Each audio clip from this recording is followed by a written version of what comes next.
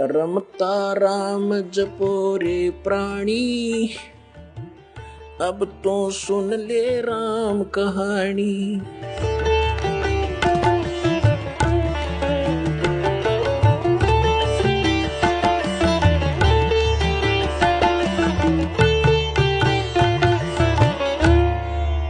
अभी तक 10वें द्वार तक ही की महिमा आप सुनते आए हो। 10वां द्वार पार हो गया पार। ये 10वां द्वार तो एक ब्रह्मांड के ही अंदर रह लेता है। और एक कबीर पंथी है जम्मू में, उसके सत्संग सुनते हैं, वो उसके भगत बताते हैं हमारा गुरुजी 11वीं खिड़की बताओ, 11वीं खिड़की। अरे वो नौका मेरे जैसा ज्ञान धरती पर नहीं, पूरे विश्व में नहीं। एक हल्दी की गांठ से पंसारी नहीं बनता। और 11वां द्वार तो काल के ही जाल में है। जिस 11वें द्वार की वो उसने पता ही नहीं क्या है, बोला सुरती में है, सुरती में 11वां द्वार। सुरती तो द्वार के अंदर से पार होएगी। इन्हें खक नहीं पता, ज्ञानिया ने मूर्ख बना रहे जनता को। अब क्या बताया है कि 12वां द्वार है। 11वां द्वार जो है 21 ब्रह्मांड है इस काल के। 21 ब्रह्मांड को पार करके और 7 संग ब्रह्मांड है उस अक्षर पुरुष के। उस अक्षर पुरुष के लोक में प्रवेश होते हैं सरपुरुष के लोक से। तो वो है 11वां द्वार जो अक्षर पुरुष के लोक में प्रवेश कराओगा। लेकिन अक्षर पुरुष के लोक में फिर हम यहीं रह गए, पार नहीं हो सके। तो फिर 12वां द्वार है जो 7 संख ब्रह्मांड काल के पार करके और सतलोक में प्रवेश करता है।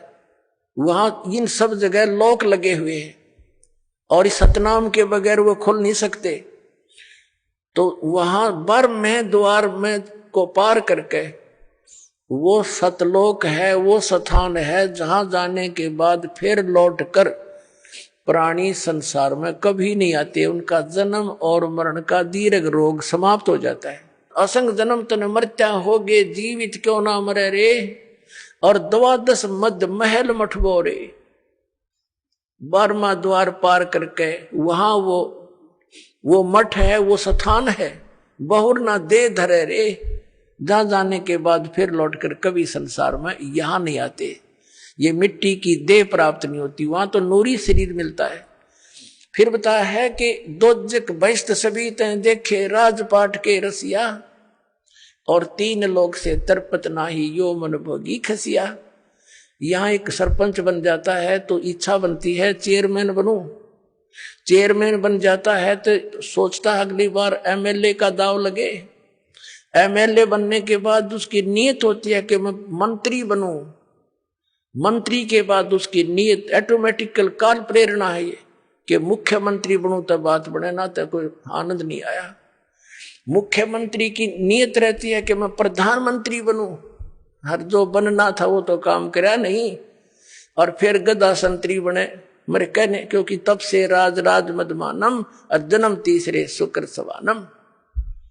अब क्या बताते हैं परमात्मा, दोजक माने नरक, बहिष्ट मीन स्वर्ग। दोजक बहिष्ट सभी ते देखे राजपाट के रसिया, और 3 लोग से तरपत नाही ये मन भोगी खसिया। इसने चाहे 3 लोग भी दे दे तब भी इतना इसकी व्यर्थ, इतनी घटिया वृत्ति है। इन्हों सोचा और देख लो कि तो पा जाता।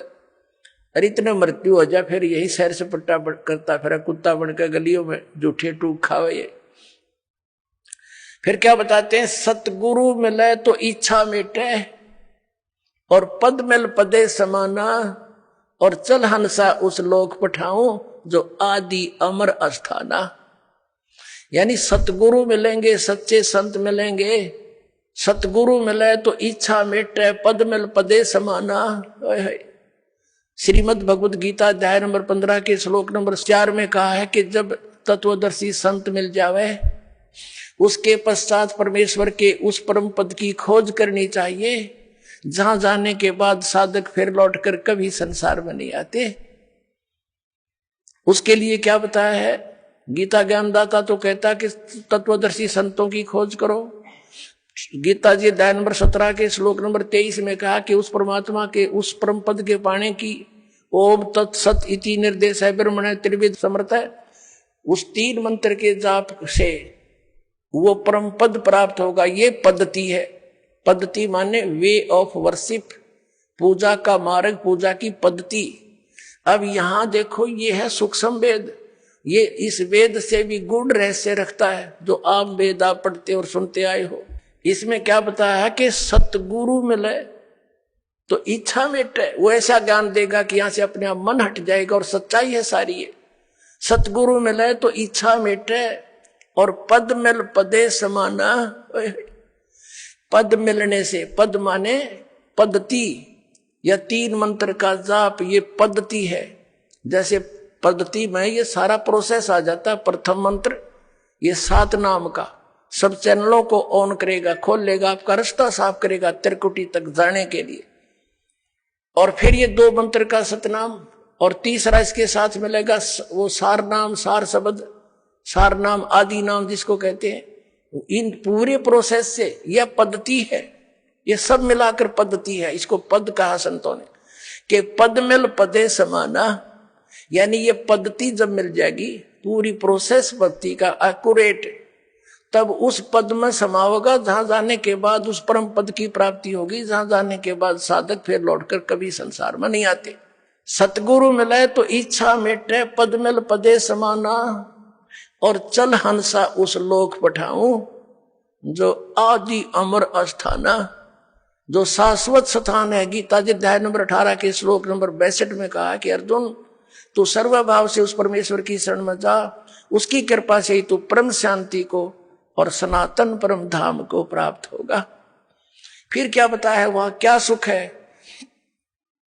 4 मुक्ति जहां चंपी करती, जो इन यहां तुम चौथी 4 मुक्तियां मानते हो इस नकली लोक में, और ये तो अस्थायी है, किसी की नहीं रह सकती। वहां जाने के बाद भी चौथी मुक्ति प्राप्त प्राणी भी पुनर्जन्म मृत्यु के अंदर आता है, और वहां ये सुख तुझे सदा बना रहेगा।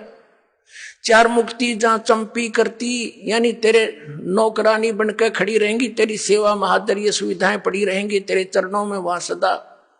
4 मुक्ति जहां चंपी करती, माया होरी दासी, और दास गरीब अभय पद पर से वो मिले राम अविनाशी। ओए होए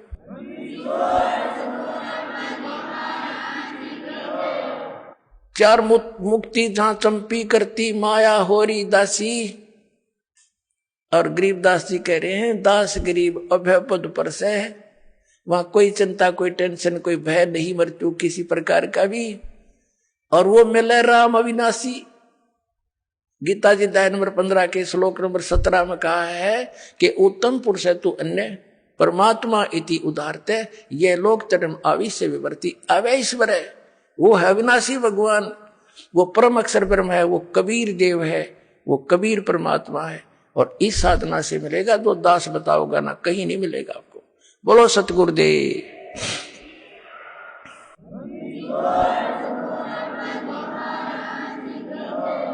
परमात्मा कहते समझा है तो सिर दर पाओ, भौर नहीं रे सादाओ, फिर ये अवसर नहीं मिलेगा। बोलो सतगुरुदेव की जय हो।